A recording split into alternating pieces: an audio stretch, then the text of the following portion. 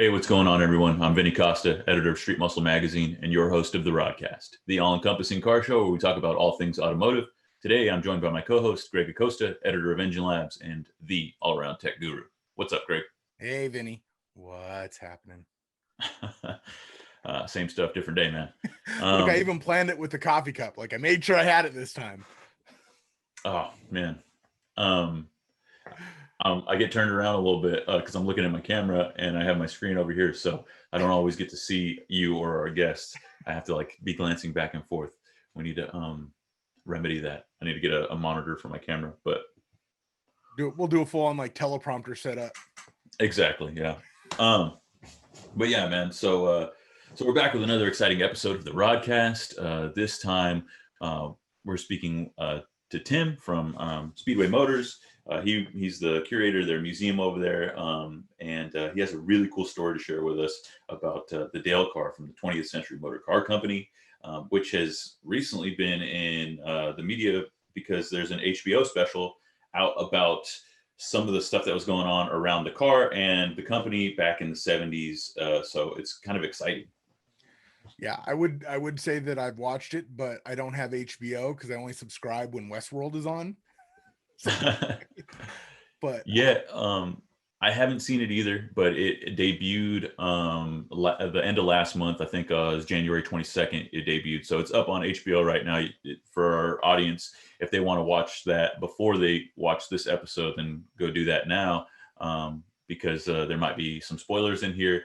But do I have to throw up spoiler alert graphics? Yeah, dude. Alert.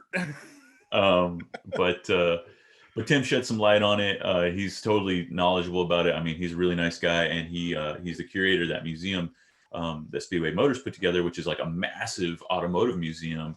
And so they actually helped with the production company that put together the HBO miniseries. They provided a lot of information, and they gave them source material to work with because they have one of the only existing models of the car. There's only 3, and they happen to have one possibly the most, I guess, cared for, because it's been at the museum since 1976, I think, or 75. So pretty crazy. Well, it blew me away because I've known Speedway forever, right? I had no clue they had a museum. Yeah, man. Parts from them. I mean, they just opened up a new warehouse 2 hours from me. I had no idea there's a museum. Yeah. So we'll give them a quick plug right now for people who want to check out the story of the Dale car or any other car that they have at their museum. Go check out the Museum of Americanspeed.com. That's the name of the address for the museum. And then, of course, they're located in, help me out with the town, Greg. It's in Nebraska. Not Omaha. That's where my grandpa was from. Oh, my brain is shutting down. I know it's a major city in Nebraska, and I'm doing a terrible job, but yeah. Yeah, I'm so bad with my Midwest geography. I drove through there once in an ice storm. Lincoln. Come on now. Lincoln, Nebraska. Wait, isn't that kind of the capital of the state? Yeah, exactly. Well, you know what, man? I failed geography. I did pretty well in geography. That's why I'm kind of ooh, you suck. No, it's all right. Go check out the Museum of American Speed in Lincoln, Nebraska if you're nearby. They're set to reopen in April, and then check out the website. But before we get into this interview, Greg, I want to take a moment and have a word from our sponsors. This episode was brought to you with the help of Performance Distributors, the company that allows you to feel the difference, not just ignite a spark. Well, what does that mean exactly? Well, their ignition systems are designed and manufactured under the most stringent of guidelines. In fact, the owner, Steve Davis, told us their systems are designed as if they're running them on their own vehicles. And that's because they are. But one of the products you may already know them for is their line of DUI distributors, the first and one of the best HEI distributors on the market. Their machine calibrated timing curves provide instant throttle response and eliminate engine damaging detonation. Now, for those of you with late model vehicles, their Sultans of Spark ignition coils are based on the DUI technology, so they too can accommodate a wider plug gap when firing out more voltage. So check out performancedistributors.com for all your ignition needs. That's performancedistributors.com. Hey, what's going on, Tim? Thank you so much for being here, man. Welcome. My pleasure. Thanks for having us on. Always fun to talk about cars. Definitely, man. Definitely. So we have a lot to talk about today, but before we jump right into it, we typically have our guests give us a little bit of their personal history and their background. And so you're here with the Speedway Motors Museum of American Speed, right? Or Correct. give me Yep. the complete title. Yep, the Speedway Motors Museum of American Speed. We're a museum, or we're a 501c3 nonprofit museum that's connected to a company a lot of people will know if you're into building hot rods or race cars, which is Speedway Motors, the parts supplier. So yeah, we're all on the same campus here in Lincoln, Nebraska. That's fantastic, man. I've been a long time customer of Speedway Motors, even before I worked in this industry. So it's a name I know well, and our audience will know well. So what do you do there, Tim? Well, I started with Speedway Motors about 15 years ago, which is really hard to believe. And a lot of people will ask me, Tim, how did you find a job that must be the perfect fit for you? And I always like to say that the job probably did a better job of finding me. I just love cars, love working around cars. I actually went to school to be an artist. I was here in Lincoln, Nebraska, studying sculpture of all things when I just flat ran out of money. I was doing a lot of bronze casting, and it was expensive.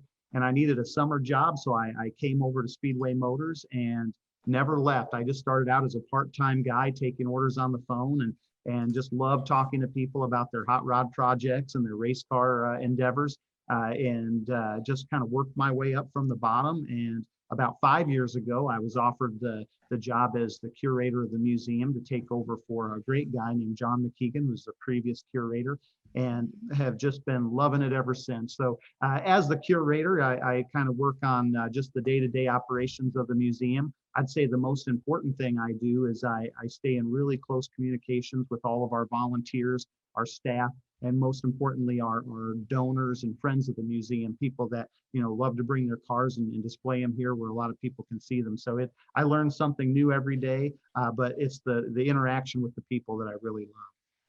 That's awesome, Tim. I mean, as the curator of such a vast museum of awesome cars, you have a direct hand in speaking to like the public that comes to view it at the museum or online, however you guys are displaying. What's your favorite part of that process? I mean, hunt, is it the hunt? How does that work? Well, you think when you come to work for a museum like this that it's going to be all the stuff that really gets you out of bed every day and keeps you excited. And I can't lie. I mean, if this ever becomes just the wallpaper and I don't care about it, then I shouldn't be doing this job anymore. Of course, all this stuff is really cool, but it's the people that you get to interact with every single day. The people that have the stories that were actually there, that raced the cars, that built the cars. I mean, to me, those are my heroes, right? So they have the chance to meet them in person and talk with them and kind of make their final dreams come true, to be able to tell their story and get their car here where others can enjoy it. I think that's primarily what I love.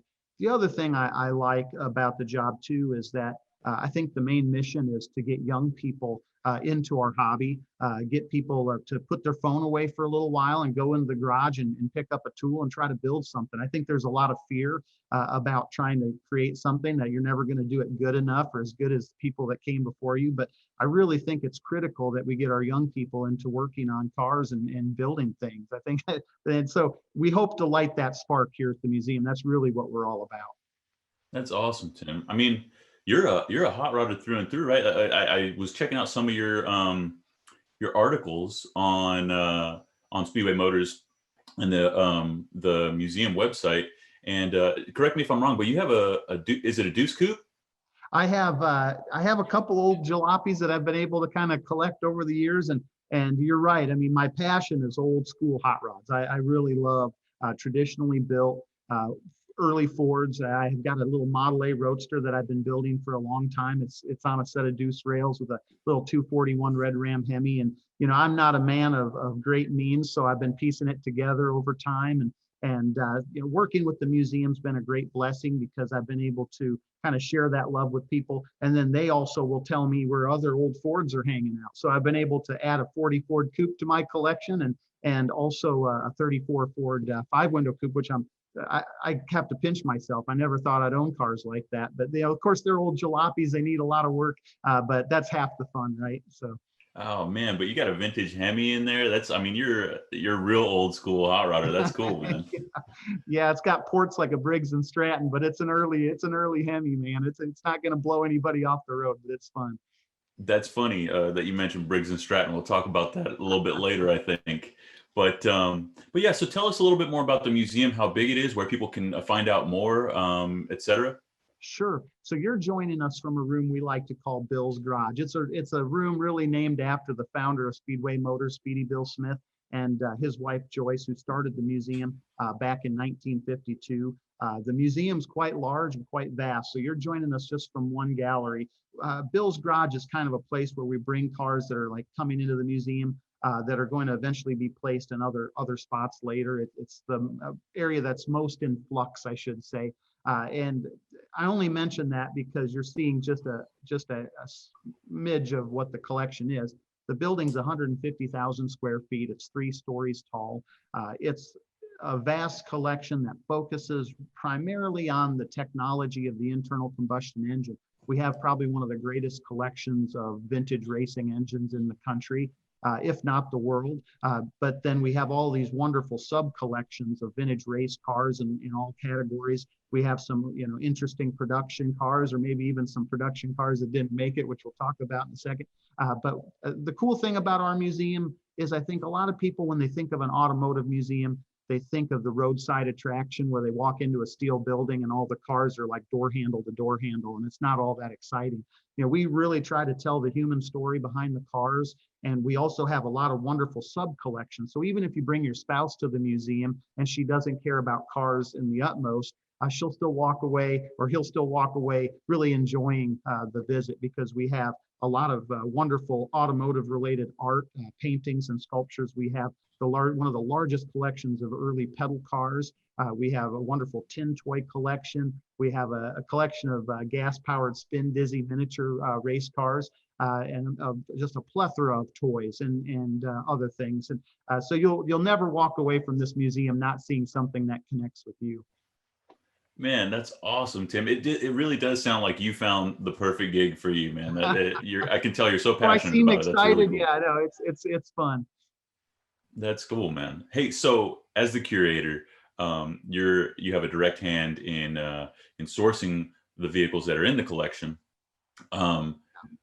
and obviously, for our audience at home, they've already clicked on the link and they're watching it. They know that we're going to talk about the Dale car, the bright yellow car that's sitting right behind you. How can you miss it, right? Yeah, yeah.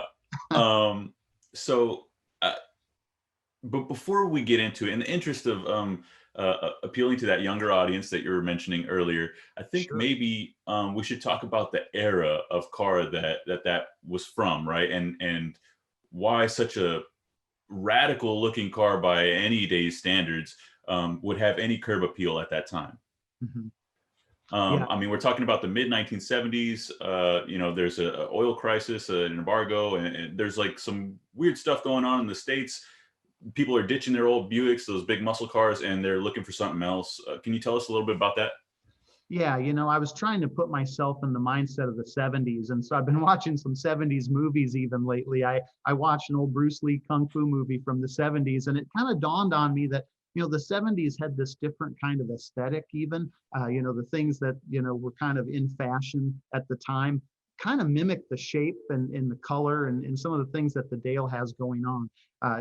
You're right. I mean, you look at the car now, and anybody that is a true automotive enthusiast might look at it and say, whoa, how could anybody, stand in line to pay for a car like this, like they were doing in 1974? But back in those days, cars were big. They were fuel hungry. I mean, seemed like everybody had a 68 Chevelle with a big block sitting in their garage. And the problem was you just couldn't afford the gas to put in it. So people were really clamoring for a fuel efficient car, in a day when there wasn't anything electric and there wasn't anything really small. So the Dale came about at a time when America was just looking for the next thing. And it seemed like it really could be that.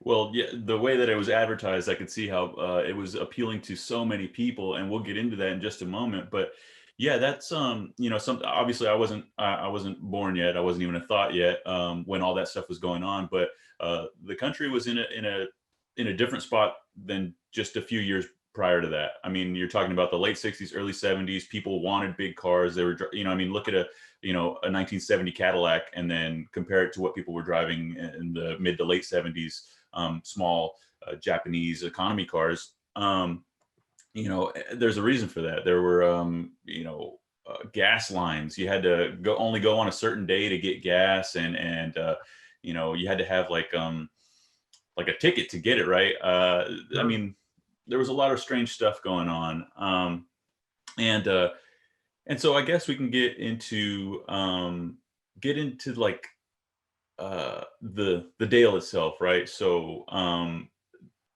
that car you mentioned, you touched on it, and you were saying, you know, it's they were advertising it as like 70 miles per gallon. It had like, well, I'll let you give the details. I'm not as familiar with it as I'm sure you are, but there was some shady stuff going on. They were, please, It's hard to even know where to start with the story because it's exactly. just so whacked and yeah, and It goes all over the place. right. And you know me, you've already touched on the fact that I'm an old school hot rodder. So I like big engines, I like things that are made out of steel and make a lot of noise and smoke. So when I came to the museum, of course, I saw the Dale and I kind of wrote it off as not all that interesting to me personally. It was just coming off of display and we were putting it back in storage where it stayed until just a couple of weeks ago. We've decided to bring it back because of the HBO documentary that really lays out the story of Jerry Dean Michael, who was the man who eventually turned into a woman, Geraldine Elizabeth Carmichael, who started the 20th Century Motor Car Company. We can kind of get into all the specifics of that.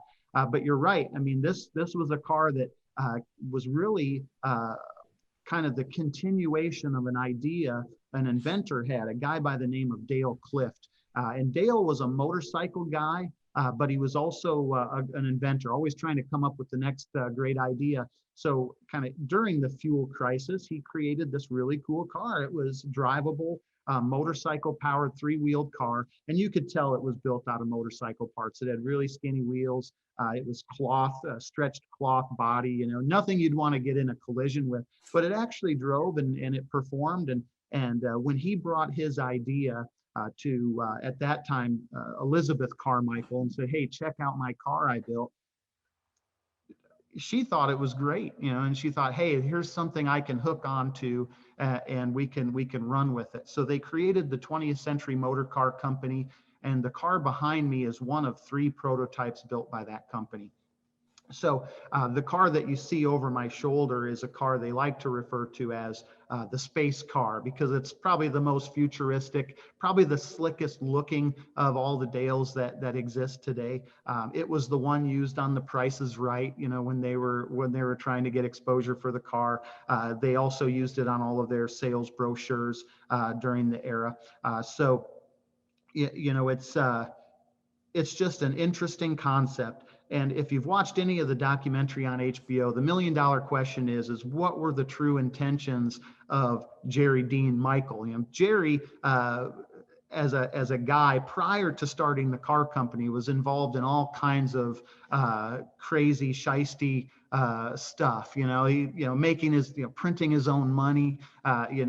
He'd always try to take money off of people's hands and take the exit and leave them hanging. So eventually he jumped bail and staged his own death. And I don't want to give too much away in case you want to go watch the documentary, but it was just in those days you could kind of reinvent yourself and pop up somewhere else. And that's exactly what Jerry did. He changed himself into a woman, Elizabeth Carmichael, started this car company in California, and went about to produce this car, and had a lot of really heavy claims about going head to head with General Motors and Ford and really making a run at them by producing this fabulous car that it made all these claims that obviously never came true. Well, I'm curious, how did he or she at the time, I'm not really sure of the the time span, but at the time, how did they position themselves in a way that they would connect with the designer Dale, right? Um, how did they make a connection? Yeah, so Dale Clift was trying to sell his idea to people, and at that time, Geraldine Elizabeth Carmichael, having made the switch to a female at that time, was working for a company that was investing in ideas. And she was one of the people that would allow folks to come in and tell her their idea. And that's really where she met Dale Clift. And then they would eventually find some backing and some people that said, okay, you two get together and let's do this. Let's build this car. And that's really kind of how it all started. Sadly, Dale Clift, the guy who was the idea person behind the three-wheeled car, who built the motorcycle car, really, and he was kind of the sad part of the story. He didn't get anything for his idea. He was given a lot of wonderful promises that his name was going to go on as connected with this car, and he would receive some money through this whole deal. And sadly, I think he received $1,000 and then a $2,000 check that bounced by the time it was all said and done. So I'm curious, and I think a lot of people will be as well. And maybe if they watch the HBO documentary, they'll find out. But do you think that they ever had any intention on like actually trying to build these cars, or was it all a farce from the very beginning, and they were just trying to line their pockets? Or not they, but she. Yeah, I think you're right on the money. I think if you talk to the people that were involved, the person that sat at the drawing board drawing the concept studies, which are beautiful. I mean, they're beautiful renderings, and very much in touch with the aesthetic of the day. I think that person really believed in it. They believed they were working on something great. I think the engineers that were working on it, who were told, hey, we need to build a driving prototype, I think those people were behind it 100%. They thought that they were working on something really good, like being on the bottom floor of Tesla or something. Right. But now, if you could have coffee with Elizabeth Carmichael of the time, she would have told you the same thing, that this is going to be great and you should buy into it too. And hey, write me a check for $2,000. But I guess in my heart of hearts, I don't know what the real answer there is. I can only look at her track record of what she'd done in the past, and wasn't anything to write home about. Not somebody you wanted to bring home to mama. So I'd say it probably was kind of a shiesty deal from the start, and she just got everybody on the train. What gets me is that eventually car people caught on, right? I think it was Car and Driver was the one who kind of exposed what was going on, but some of the claims were just ridiculous, and I guess people who at the time didn't have as much access to information like we do now with the internet, I guess those claims, I mean, how could they fact check them, right? But there are people like engineers who would look at this and say, well, if it's air cooled, why are there no vents on the exterior of the car? Exactly. How did they get fun? How do they go into like big, I guess go to these venture capitalists and get money for this? Yeah, I think there was probably some money early on, and then eventually they were using the money that people were putting down to buy the cars that were never going to be built, and that's of course where they broke the law, and of course all kinds of bad things happened to cause their company to implode. But I think you're absolutely right. Just some good journalism, some people that could kind of sniff out something that just seemed way too good to be true or didn't seem to make sense. And thank goodness for them, that they were able to kind of put the brakes on something before it really got out of hand. Well, yeah, especially because the car didn't have any brakes when they showed up. Yeah, right. And a three-wheeled car is a tricky thing. Just the physics of it. To be able to corner, and I think there were maybe some people internally that wanted to see it fail. So when they took it for a first drive in front of some would-be investors and the thing almost tipped over, that kind of spelled the end for everything. Well, yeah, some of the claims are just ridiculous, but the idea of a three-wheeled car is not out of the realm of reality. I mean, at the time, England's Reliant was a three-wheeled vehicle, and a very popular one, I might add. Sure. Although it was plagued with similar problems with tipping and things like that. It wasn't, like I said, out of the realm of reality. But some of the claims were right. So they had this, I guess it was like a 2-cylinder BMW engine that they claimed got 70 miles a gallon and top speed at 85 miles an hour, which, I guess in the right vehicle is not crazy to think could happen. But they did claim that low center of gravity, that it was impossible to tip. But then upon the first test drive, clearly that's not true. And then some of the other stuff, like the rocket structural resin that the body was supposedly crafted out of, which is a material that doesn't even exist. So true. Yeah. Just nuts. Well, it's funny because, I don't know if you watched the launch of the Tesla Cybertruck, but they did they actually hit the truck with like a sledgehammer, right? Well, that's what they were claiming they could do with this thing way back in the day, and it would receive no structural damage. And I believe, correct me if I'm wrong, but Elizabeth claimed that she drove the car 30 miles an hour into a brick wall and suffered no damage herself, and the car barely no damage chipped the either. paint. Yeah, exactly. It's just crazy claims. And I think these days people talk a lot about gullibility and how easy it is to kind of fall for things that we read about, right? And the 70s probably were no different. You think about folks that might not have been car enthusiasts, and they just take this stuff at face value, and it's just crazy. People lined up to give them money, and they had a car in the rotunda of the 20th Century Motor Car Company that people could look at, but the ropes were far enough away that you couldn't get too close, right? They didn't want anybody to really be able to give it the sniff test too much. But yeah, you're right. I mean, just crazy claims. Yeah, it's pretty insane, especially when you look at the car. We can only see the front, but some of the things that people, like car people, might have noticed back then were the fact that it had Firebird taillights and AMC door handles. I mean, those might be small things, to the undiscerning person, but someone who knows and studies cars, those are things that stick out immediately. And then some of the other claims were crazy, like it had no internal wiring. It was all powered by like a circuit board. That would have to be a giant circuit board. How are you going to power the headlights? Yeah, just crazy stuff, and the car behind me, if they could have stuck with that. I mean, it has, this car particularly does not have borrowed parts as far as the tail lights go, but as they started developing the car, I think they realized, boy, we got to start building this crazy kit car hot rod, and that's where they started borrowing from other cars, and yeah, it was just a really far out thing. Yeah, and oh, go ahead, sorry. No, I was just gonna comment on that. Yeah, that's it's things started to deteriorate. Like their facade started to fall apart. People started to figure it out. Starting with that Car and Driver magazine thing, right? So they go down to I guess their facility here in California, only to find like no one around, and the car is basically just a shell with a small Briggs and Stratton engine under the hood.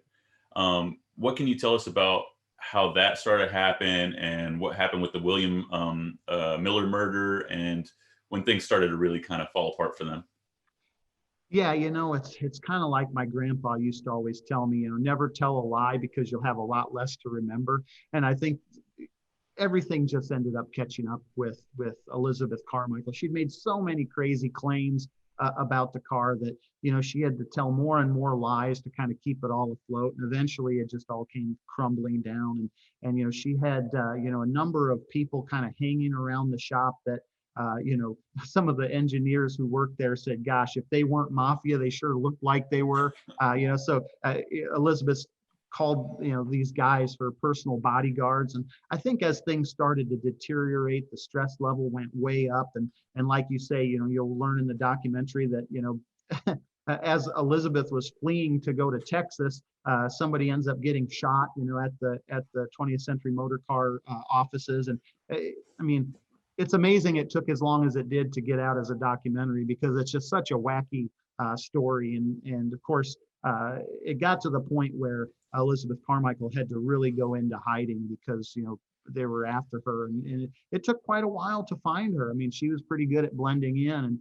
If it wouldn't have been for an episode of that old Robert Stack, Unsolved Mysteries. Unsolved Mysteries, yeah, and that's kind of what caused people to kind of start looking for her again. And it turns out she was hiding in a little town called Dale, Texas, of all places. Yeah. I mean, imagine that. So they tracked her down, and finally she had to kind of face up to some of the things she was involved in, and the cars were pretty much forgotten for a long time. You know, the car that is sitting behind me has a really interesting story, because it's been with us almost since the time the company imploded. You know, I just kind of assumed Really? that I assumed that this car was picked up sometime in the 80s, and it wasn't until I looked into it that I realized that Bill Smith took delivery of this car on July 1st of 1975. Oh, wow. It's lived almost its whole life here in Lincoln, Nebraska. And a lot of people, you know, ask me, how in the heck does that car end up in Lincoln, Nebraska? Because the only other two cars that we really know about, the other exists at the Peterson Museum in LA. And then there's a third car, which is the drivable car, and that lives in a private collection and doesn't get seen all that often. The Peterson car stays in hiding too most of the time. It stays in their vault, doesn't get out on display all that often. But yeah, the car behind me has an interesting story. I think when the car company imploded, they were trying to get the prototypes kind of in hiding. And where are you going to hide something but in plain sight? So they stuck this car on the roof of a radiator shop. I always say radiator shop. It was actually a muffler shop in LA. So it wasn't long after they did that it was noticed by a guy named Dean Moon. And some of your listeners may recognize that name. Of course, RodCAST and Moon Eyes and the drag racing connection. But what I love about this story is that it talks a little bit about how things worked in the 70s. You know, Bill Smith created this wonderful collection here at the museum, not with eBay or through auction sites. It was, you know, through friendships and knowing people all over the country. And, you know, they'd get together on telephone calls and talk about, you know, what's happening in the world of hot rodding. So Dean Moon was one of those friends. He was a good friend of Bill Smith. And Moon had purchased this car off the top of the radiator shop. And I think his goal was to create some kind of a product. You know, people still wanted the Dale. I mean, and so Moon, being a businessman, probably thought, hey, I can build a Dale car. If somebody wants a three-wheeled car with a motorcycle engine, that's pretty straightforward, right? So he purchases the car. We have wonderful pictures of this thing coming off the shop with this big crane, loading it in one of Moon's really cool haulers, you know, with the Moon Eye stickers all over it. And so he brings it back, starts talking to people about you know, creating a kit car.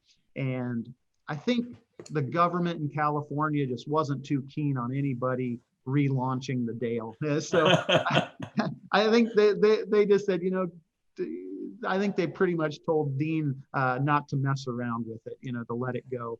So Moon called Bill Smith and said, hey, I just picked up this Dale. I took some really cool pictures of it out in the desert. I was going to launch it as a product.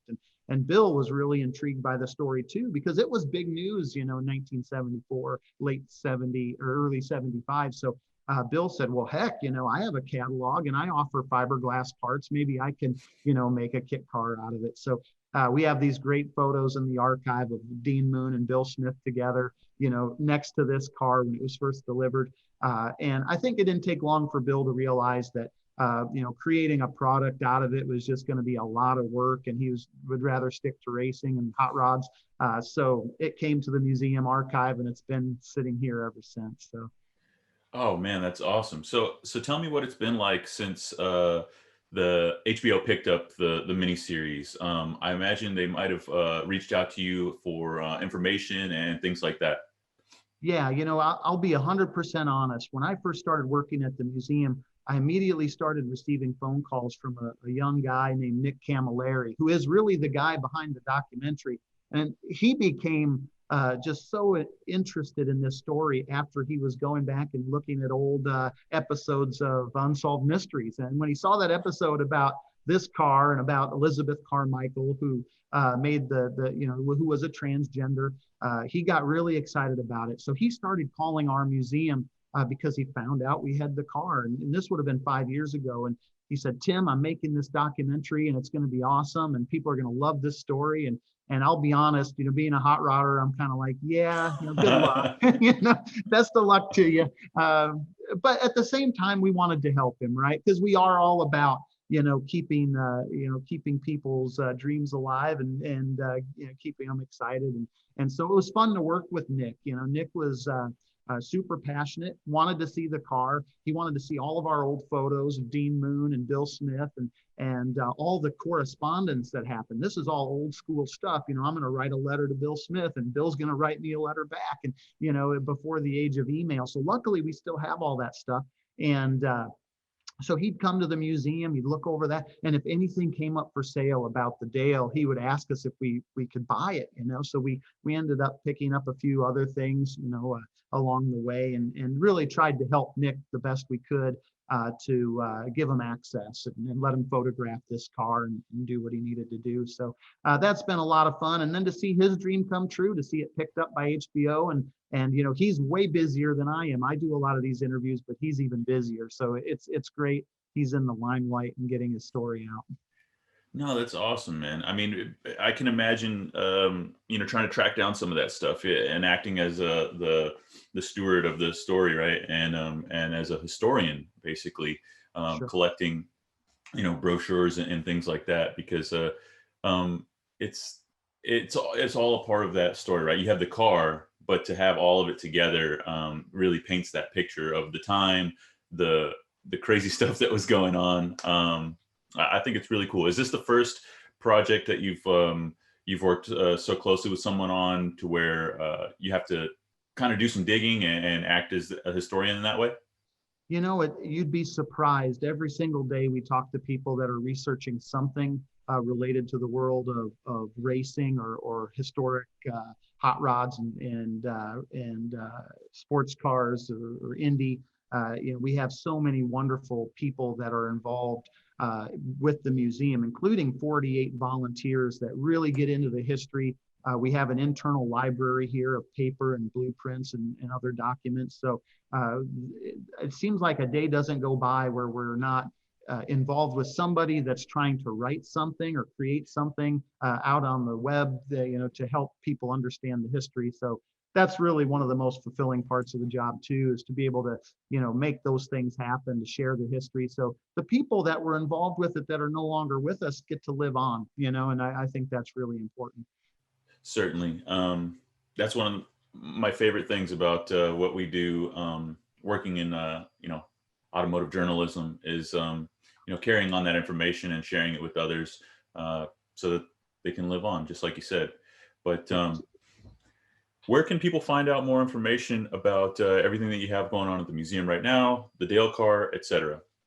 Sure. We have a really active Facebook page, so you could come join our Facebook page and stay in touch with that. We also have a wonderful website, www.museumofamericanspeed.com, and check that out. And you can also subscribe to the page. And what that does is it allows us to send you our quarterly newsletter. And that newsletter is pretty cool because it keeps you in touch with some of the new arrivals. It seems like we have new cars coming into the museum all the time. And we have some really exciting stuff just over the horizon. I'll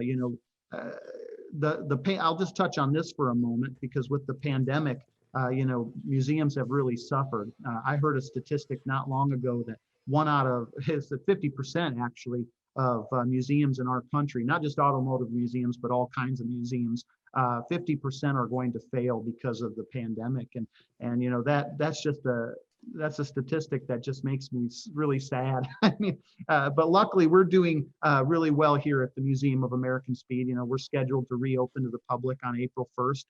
So we hope if anybody's in the neighborhood of Lincoln, Nebraska, you stop. You really need to see it in person to get a feel for just how vast it is and how wonderful. But if you can't make it to Lincoln and you're still hunkered down, check out our website, check out social media. That's probably the best way to go. That's awesome, Tim. Honestly, we really appreciate you taking the time to kind of just break down this story for us, shed a little bit more light on something that's in the media right now, and not just in the automotive media, but for everyone, and tell us about the museum. I know you're a busy guy, so thank you. Oh, anytime. This is a real pleasure. Good to get to know you, and hope we can be back again sometime. Definitely, sir. Well, there you have it, Greg. The story of the Dale. Kind of crazy, right? That's insane. I mean, there's Yeah. so, I mean, when I say I'm talking about like, there's not just one, it's just, Well, so that's the thing, right? Like I was having trouble articulating early on exactly where to start with this story. It's so insane.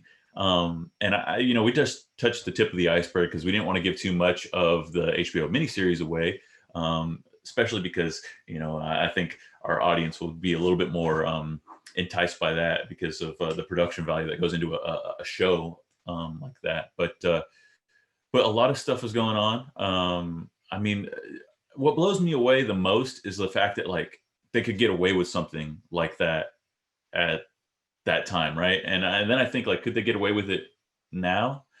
I'm not sure. I'm not sure. well, you'd like to think they couldn't, but I'm just going to throw this out there. I mean, there's still plenty of people who send money to Nigeria, right? You would think that with the internet, we'd all be smart enough not to fall for scams. Yeah. But scammers have evolved with everything else. I think the swindlers back then were good at their craft. And it shouldn't be that surprising that they could get away with it back then. I mean, that's not the only story of failed motor car enterprises, right? I mean, there's a bunch of them from that time period. Especially Right. when everybody's desperate. You're in the gas crisis. I mean, talking about people taking away cars and not being able to get cars, like you brought up with the gas lines and things. I mean, I didn't have to live through it, so I can only imagine. Yeah, taking advantage of people's desperation, I guess, is the answer to my question, right? Like, how could they have gotten away with it? Well, that's the answer. People were desperate to find something that was, the next greatest thing that was going to solve all their problems. And if you told them that you had something like that, they'd probably believe you, right?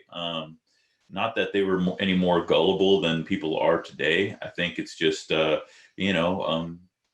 was somebody there to take advantage of their spirit at the time, right? And so there you have it. But I mean, the stories like that happen all the time back then, right? What was that other movie with this was late 50s, early 60s into the late 60s with Tom Hanks and Leonardo DiCaprio. Catch Me If You Can. Oh yeah. Yeah, so I mean, he was a con man. I think it was a little bit easier to get away with certain things during that time, right? Like the guy was like forging his credentials as like an airline pilot, a doctor, and a lawyer. And then just like this story with Liz Carmichael, I mean, she was masquerading as this like mogul and actually getting some traction, right? Like was able to get on The Price is Right, like Tim alluded to. They were able to get like some real good press for the car. They actually had it at the auto show. Was it the New York Auto Show? I think he mentioned. Mhm. That's like no small feat, right? They were able to actually kind of bluff their way through that. Well, Kind what's of the interesting. saying? Fake it till you make it. I mean, that's Or get found out. a perfect example. I mean, seriously, like, I mean, back then, think about it too. I mean, forging IDs, all that stuff, that was so much easier back then because there weren't countermeasures in place. I mean, Yeah, but think about getting a fake ID to buy beer in the 70s. Like some of those the driver's licenses didn't even have your picture on them. They weren't I even know, and they were just laminated. like pieces of paper or something. Yeah, like Yeah, but okay, so that's a far cry different from you know, getting Bob Barker to showcase your fake car as a prize on The Price is Right. Come on. true. Yeah. That's like that takes some cojones to do that, right? No pun intended there. But uh I mean, dude, like that just to have the fortitude to kind of just bluff that, man, and just not be found out. Kind of crazy. It'd be interesting to have that conversation with Liz Carmichael and ask like, dude, how did you just not think you were going to get caught? Like, or were you just stalling until you could go on the run? Which apparently, that's what she did. And then they found her with Unsolved Mysteries of all things, right? Unsolved Mysteries, that show with what's his name? Stack. Robert Stack, thank you. That's how they found her in the town of Dale, of all places. Like, how There funny had to is be that? something there. That's not a coincidence, right? Like that's one of those like egomaniacal, you know, this is my last little middle finger to everybody, right? Like it's gotta be. Well, dude, it's a lasting legacy. I mean, to have uh, only 3 real cars ever produced, right? Real cars ever produced, because only one ever moved under its own power. And have one in the Peterson Automotive Museum, and the other in Speedway's Automotive Museum. I mean, that's like some notoriety for you, man. Yeah, I mean there was some success somehow, right? Became a part of automotive history, not in the best of terms, but Yeah, it's not, I mean, I kind of touched on it with Tim a little bit, right? But what it is a lasting legacy because not only because of like some of the story surrounding it, but also because in the automotive world, it's like, it was found out to be a farce by people who worked in the automotive industry, right? Like the guys at was it Motor Trend? No. Uh, yeah. So they discovered it, right, and they exposed it. But it's because they knew cars. They knew there's no way that they could achieve the claims that they're saying, right? Like the car didn't have any external venting, right? Like there was no openings on the car, so how could it and be yet, air cooled? and yet it was air cooled. Yeah, it was air cooled because it had a Briggs and Stratton like lawnmower engine under the hood. I mean, the thing too is like they swindled the engineers. They convinced the engineers they were doing something for real. Yeah. Like there was a multifaceted. It wasn't so much just okay, we're gonna get some gullible investors, right? Like No, there was a lot of people working for free. Yeah, but that's an age old story, isn't it? That's the con man's like backup is getting people to work for you for free.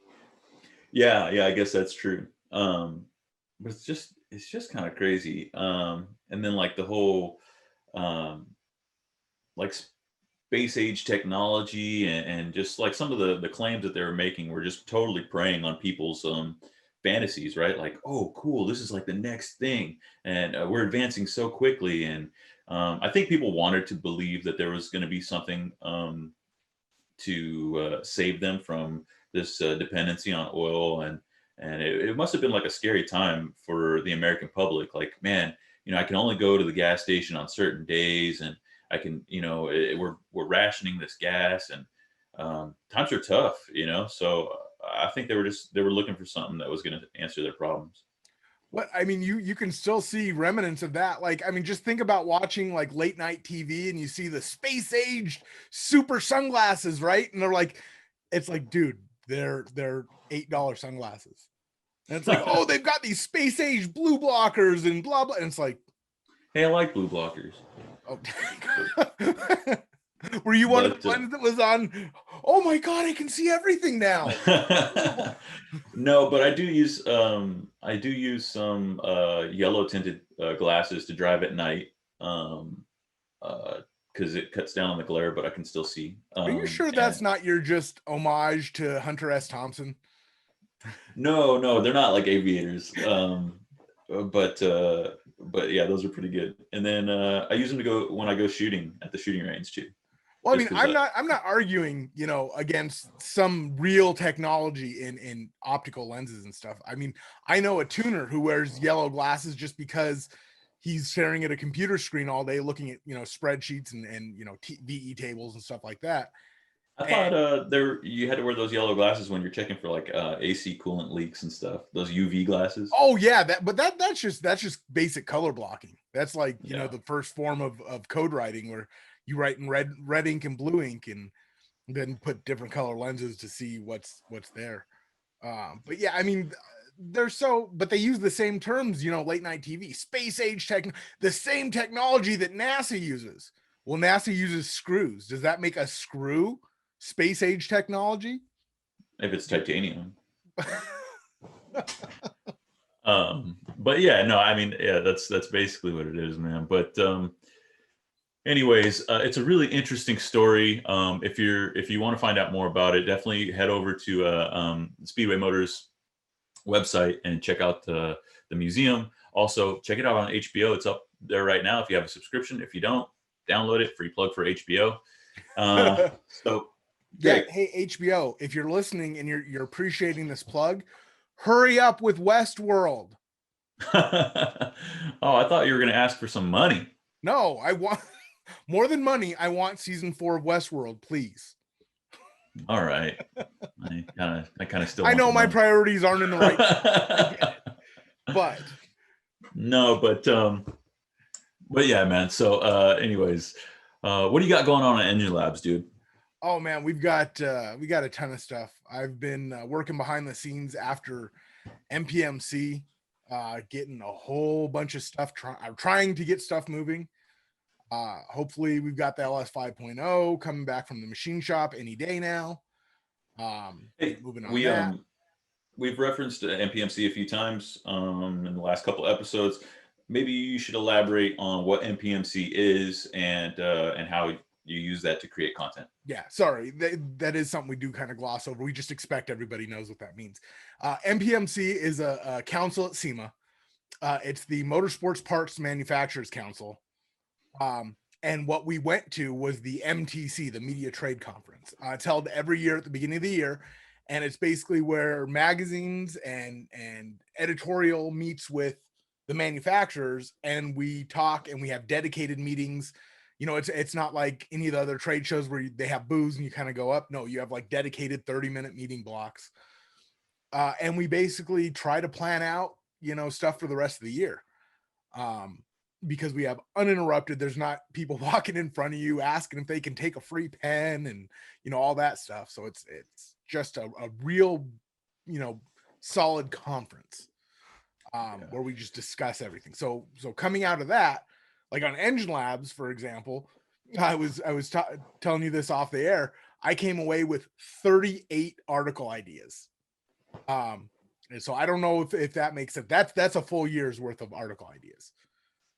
Yeah, man, that's more than a full year's worth of article I ideas. didn't really plan on that, but like I said, it's really good, you know, meeting and talking and communication. And well, it's a place for like you said, manufacturers and editorial types like us to come together and discuss, what's new and hot in the industry, especially like, what parts are coming out in the coming year, what exciting new technologies we can look forward to, it's a place for like minds to craft ideas on how to share that with the public, right? yeah. So if Holly has a new EFI unit coming out and they want to get that in front of people, we discuss, hey, what's the best way to showcase this? And then our job is to ask, well, how is this new and better? What will it offer the person who's looking to upgrade or whatever, and then we craft editorial around that. So there you go. Yeah. And I mean, the funny part is there's some of the stuff we talked about in January, which won't see the light of day until December at the earliest. I know that seems kind of weird, but when something is new and and everything, there's probably a 6-month to 12-month lead up to that being released, separate from, R&D. Oh, and then even before that even comes to light, they're working on these products for probably, years in advance. If it's a brand new product, if it's, a revision, then maybe, manufacturers can get away with making tweaks or adjustments or improvements here and there. But if it's an entirely new product, I mean, we're talking about the culmination of years of research and development, engineering, and that's when we meet with them and they show us like, hey, this is what we've been working on. This is what we're excited to bring to market this year. How can we get this in front of our potential audience? Hey, maybe we should work on this. Maybe we should work on a project together, or maybe you should do a deep dive into the technology behind it, how it's an improvement, and what's the best way to show that. So it's exciting. Yeah, and it's a testament to how hard manufacturers work to not put crap on the market. Yeah. The funny thing is, I was, as I was going through all my list of stuff, I found notes from last year about things with, the little asterisk that said may not be ready. Yeah. And sure enough, it's taken, you know, certain companies that long to make sure they're bringing you something that works. Well, we are coming off of like an unprecedented year of like just weird things happening. So I can only imagine that that even extended that amount of time even more, right? Yeah. But anyways, you were touching on what's going on Engine Labs. I know you have like some really cool stuff going on as far as your projects are concerned, and I think um, you have some things that you're working on that are involved with some of our sponsors, actually. Yeah. Well, that's actually what one of the things that's happening down at the machine shop is my block is being, you know, a line board because I switched to ARP main studs. Awesome! Shout out ARP. Yeah. So, because, you know, whenever you go from studs to bolts, they clamp differently. I'm not even going to pretend to 100% understand the science behind that. It's been explained and briefly retained, and then it kind of melts away because it's really complicated. But basically, anytime, you know, you switch fastener types, you have to at least recheck for concentricity and you know, roundness, because they can apply the force differently. So we're doing that. And one of the things that I was talking with them about that has led me down the path that I really want to get into is some of the bolt materials, because there's another one out there, and I'm sure a lot of people have just seen it in passing, because unless you're rocking, you know, a 2000 horsepower forced induction application, I doubt you've seen the name. But ARP's custom age 625 plus material. Um, the reason it Yeah, caught tell my us about eye, that. yeah, okay, so the reason it caught my eye is because it's like you have head stud kits that are, you know, like let's say $180 for the 8670 steel, right? Which is, I don't quote me, but it's like 180,000 psi tensile strength. All right, I might be pulling that out of, you know. So then you got the ARP 2000, which is like 200,000 to 220,000 tensile strength, and ARP 2000 was always the big bad upgrade. Now there's this new material called custom age 625 plus. It's a mouthful. Whoa. But you see much more expensive, you know, head studs. Okay. And I want to get with their engineers, and they're gonna put me in touch. We've already talked about this, and figure out what makes that so special. Okay. Obviously, it's got like increased properties. It holds up under, you know, immense cylinder pressures, but there's something just different at the core of it, and I'm dying to dive into that because it's just material Dude. science is so interesting to me. How you can add, you know, a little more manganese and a little less carbon, and it's like it totally changes the material, right? Yeah. Even though they're both steel, they're not. The way that you heat treat the material, the way that, you know, it responds to different outside you know, forces is pretty interesting. You know, alchemy and metallurgy and all that stuff is like crazy, and the guys over at ARP have perfected it. I mean, there's a reason that, like, you know, the top name builders in the industry use their hardware like almost exclusively, right? There's a reason that you know, they are like the trusted name in hardware and custom fasteners. You know, I off the top of my head, I can't really think of any other fastener company that carries that same kind of clout, or, you know, No. just energy, right? Like when you start talking about like, oh, well, you're going to need to upgrade your fasteners, or, you know, your hardware. They're the first one anybody ever mentions, right? And I don't think I've ever actually heard any other name, to be honest with you. I mean, there's some other names out there, but not at ARP's level. I mean, I remember there was one time when I was putting together an engine and I was trying to figure out how to mount my vacuum pump, right?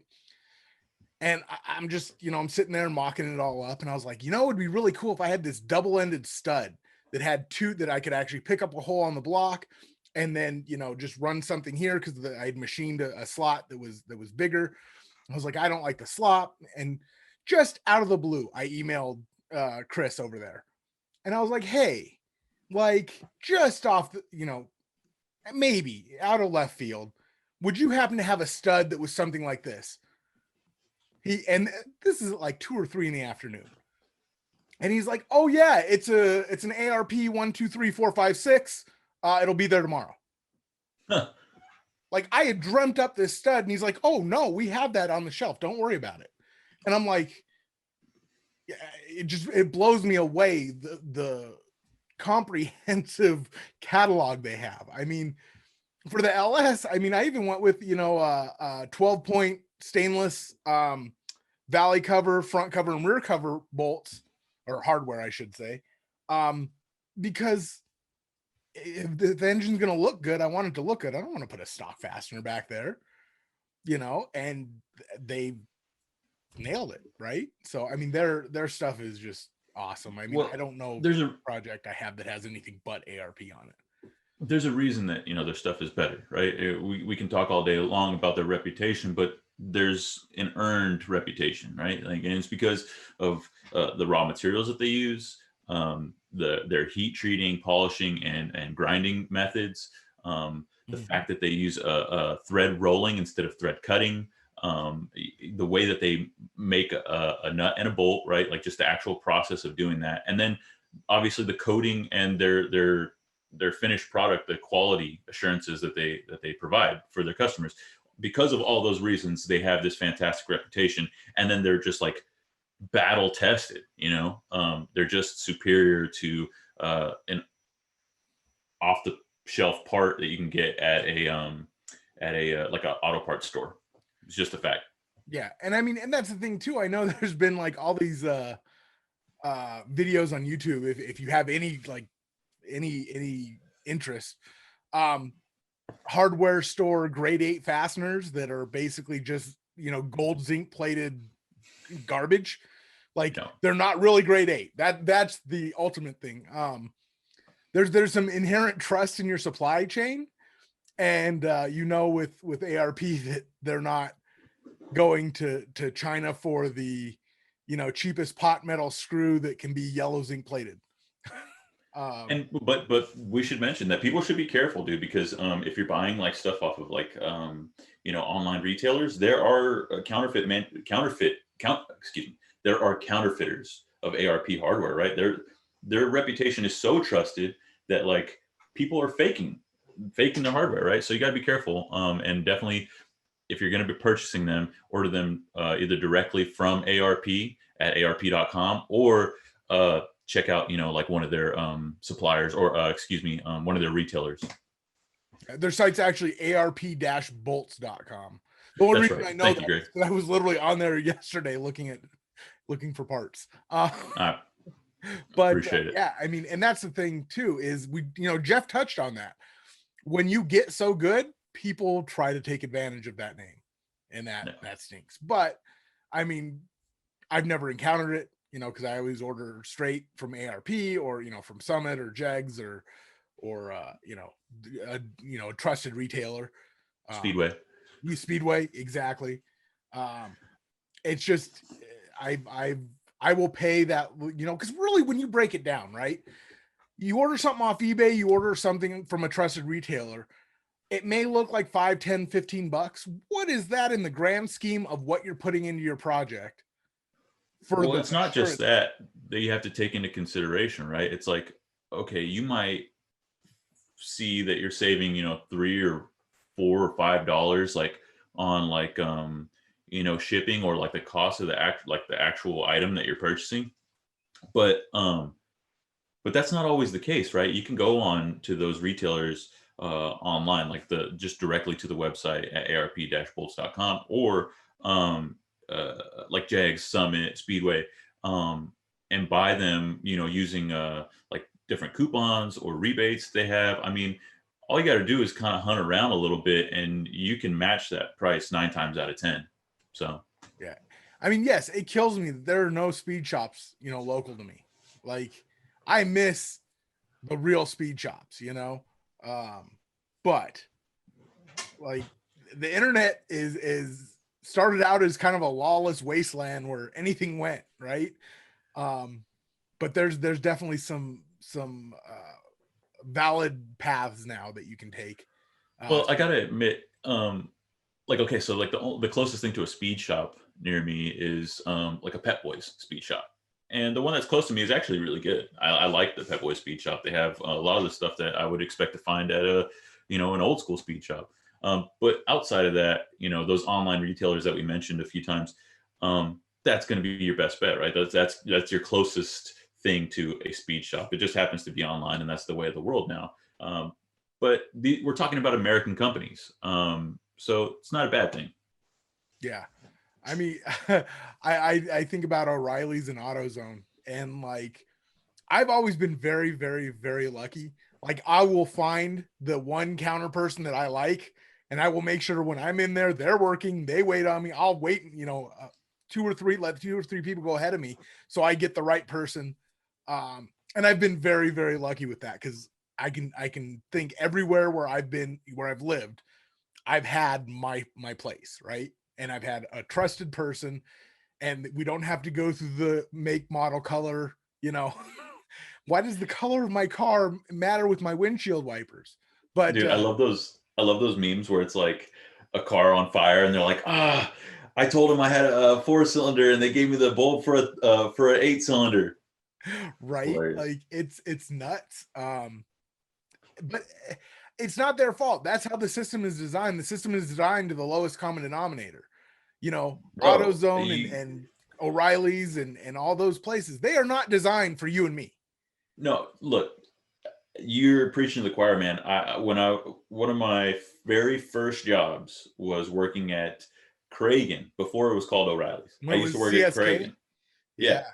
Oh yeah, in your neck of the woods it was called CSK. Oh, what was the C and the S for? Checkers and Shucks. That's right. Yeah. Checkers, Shucks, and Cragen. So yeah, it was a high school job. I went after school and I worked at Cragen, right? And I didn't know a quarter of what I know about automobiles then. I mean, I learned a lot there. Just by taking, like, you do have to take a course, and it's very basic, and helps you find parts for customers, like what they need, helps you learn the terminology and things like that. And so that helped me exponentially. But even then, the customers that were coming in a lot of the times were professionals. They were mechanics, and they would ask for things, and I'm like, I got to defer to the computer, right? So to your point, yeah, they're doing their job, and they might not be an ASE certified mechanic, but that's why those systems are in place, and that's why they ask those questions. So as much as those memes are very funny, and everybody likes to like comment on like, oh, why do you have to know this? Well, that's just the way the system is set up. Yeah. Well, the funny thing is, when I had when I rebuilt the third member in the Black Mustang, I knew I was going to need new gaskets, and I was like, I'm not ordering them online because shipping was ridiculous for a $3 gasket. So I was just like, okay. So I went to a web forum that I'm on, and I'm like, guys, what do I ask for to get a 9-inch gasket? Like, what do I do? And like, they gave me some, good ideas and good things. And I walked in and I got my guy, and I was like, yeah, so here it is, blah, blah, blah, blah, blah. And he looks up at me and he goes, you want a 9-inch gasket? And I said, yeah. And he's like, you could have just said that. Like, well, and he went to the back and grabbed 2, and he's like, here you go, because I know you're going to mess one up. And he was right. But that's funny. Yeah. So I've taken to just providing them with a part number that they can cross-reference, right? Like, instead of doing that whole song and dance, like, oh, I got this year, this make, this model. Although I do still do that sometimes. I typically know what I want when I go in there, and I'll have a part number in hand, and I'll say, hey, can you cross-reference this? And they'll just pull it off the shelf, no questions asked. So yeah, well, what I found that makes that really easy, if you are that kind of guy who just can't possibly stand to deal with the fact they might ask you questions that you don't see the value to, you can order it online and just pick it up. Like, there you go. That works too. Yeah. Which I've done that. I mean, it's really funny because the O'Reilly's is all of like 3 minutes away, and they have it in stock, and I've literally beat the order. They haven't pulled the order yet by the time I get there, and it's like, why didn't you just walk in and ask? It's funny that you mentioned that, because the same exact thing happened the other day. Remember when I was texting you because I broke a push rod and the little clapped out 305 that's in my C10 outside, and I had to replace it, and I ended up getting all 16 that I needed. But you helped me track down which part number I needed. I was checking online forums and just checking like, oh, which one I need, and I called the O'Reilly's near my house, and I said, hey, this is the part number I have. They cross-referenced it. They found what I needed, and I went to go pick it up, and I was there before it got there. So yeah, well, funny thing with that whole little story, there is not a small block Chevy pushrod in stock at any of the locations within like 30 miles of me. That worries me a little bit. That's just a little weird, right? Like, not in Southern California, dude. But still, I mean, there's tons of small block Chevys around here. How is that not kept on the shelf? Yeah. That's such a just cheap part to keep on the shelf and such a universal part. A little scary. Yeah, man. That's all I'm saying. A little scary. Well, I guess to your point, they didn't have any at the location that that's near my house. They had to order them from another location and have them brought over. But anyways, enough logistics. Enough free plugs for Kragen and O'Reilly and all these auto parts companies. They're great. You know which one's near your house. Give them a call. Anyways, I don't know how we got here, but yeah, well, we were talking about ARP, one of our great sponsors, man. Check out arp-bolts.com. And of course, while you're at your computer or on your phone, check out streetmusclemag.com and check out enginelabs.com. Check out powerautomedia.com. Find us on Facebook. Give us a like, comment, subscribe on our YouTube channel. Follow us. Hit the notification button. What am I forgetting, Greg? I think that everything, yeah. Got that down. Tune in next week, 12 noon Pacific time.